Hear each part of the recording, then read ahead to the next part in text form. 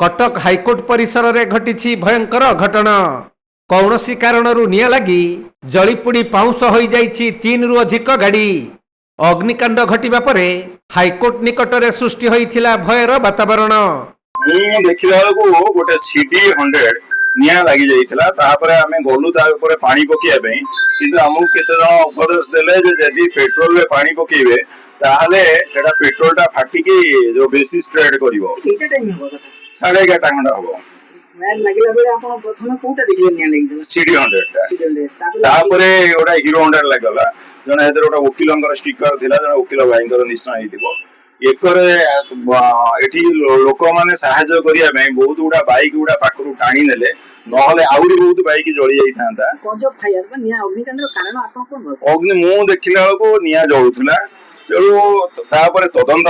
तबे जहाँ सूचना मिली हाईकोर्ट को लगी पाचेरी कड़े थुआ होइथिला अनेक गुड़िए गाड़ी। ता मध्यरे किछि वकीलंकर गाड़ी रहितबा बेले हठात सेठारे निया लगी व्यापी जाइथिला। फलरे गुटिए बैटेरी बाइक, 2टी पेट्रोल चालित बाइक और गुटिए स्कॉर्पियो गाड़ी जली पुड़ी पाउंस हो जाइछि। गाड़ी रखिथिले आज्ञा ओ गाड़ी स्कॉर्पियो क्लासिक एस कोन है डाटा आज्ञा मु कहीकि मोर आज हाईकोर्ट आम गोटा केस कम्प्रोमाइज था डेट था। आम समस्त जाइए आज्ञा हाईकोर्ट को आम आज्ञा केन्द्रापड़ा पटामुंडी आसलु। देखिले गाड़ी पड़ला जानले आज्ञा आम कोर्ट भर चलू देखिलु धुआं उड़ुची अलग कौन निआ कौन कौन लगी।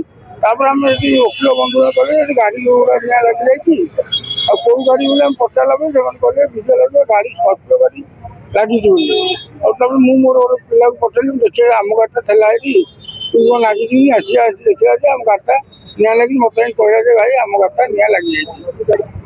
तबे हाईकोर्ट निकट में भयावह अग्निकांड घटी खबर पाई दमकल टीम पहुंची निया को आयत्त करथिले। हेले अग्निकांडर सठिक कारण जना पड़ी नथिबा बेले हुएत बैटेरी चालित बाइक रे शॉर्ट सर्किट जगू प्रथमे निया लगी परे ताहा व्यापी जाइथिबा संदेह करा जाउछि। तेणु एही घटनार सठिक तदंत पई दाबी होइछि।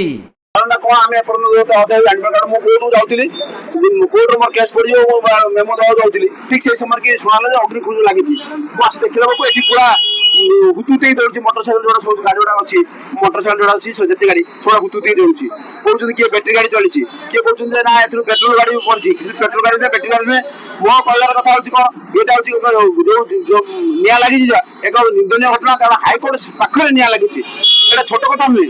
कारण आगुर हाईकोर्ट बम थेट कराइतला सिविल कोर्ट में हम कोर्ट को मध्य बम थेट करता से सिक्योर जाइछि किछ ता बता भी गाड़ी रहउछि होय तो से जगह भी घटी जाई पाथाला सेटा सुनतु भीतर जो सिक्योरिटी दियाइछि सेटा चेकिंग तो छड़ा होछि तो सेतरे हबार समान बहुत कम ए जगह किए कर जाय बम थेट करता लोकड़ा से होय कर दे कि ओले के करता करते एतबे जे जुडिशियल इनक्वायरी होता का रिटायर्ड जज होतु बा सिटिंग जज जस्टिस होतु ताकर ओडे इनक्वायरी होता का एटी सीसी कैमरा चेक कर दका एवं विशेष करी हम वकील मानकर गाड़ी पड़ी तो मु अनुरोध रखिबी वकील गाड़ी महकिल गाड़ी कार गाड़ी सुरक्षित है तो एमान को क्षति पहुंचा भाई मु अनुरोध रखिबी एवं एमाने किबळे भाबे तार गाड़ी गुडी को वर्तमान हमर पार्किंग प्लेस हाईकोर्ट रे पार्किंग प्लेस चलची काम बहुत हाईकोर्ट ता एडजस्ट करची किंतु अनुरोध रखिबी वर्तमान रास्ता पे जो माने वकील मान गाड़ी रहउची बा गाड़ी रहउची समान गाड़ी गुडे कोउडी सी भलो पार्किंग रखा जाऊ सिक्योरिटी हेतो एटा पार्किंग प्लेस में बाध्य को करे गाड़ी।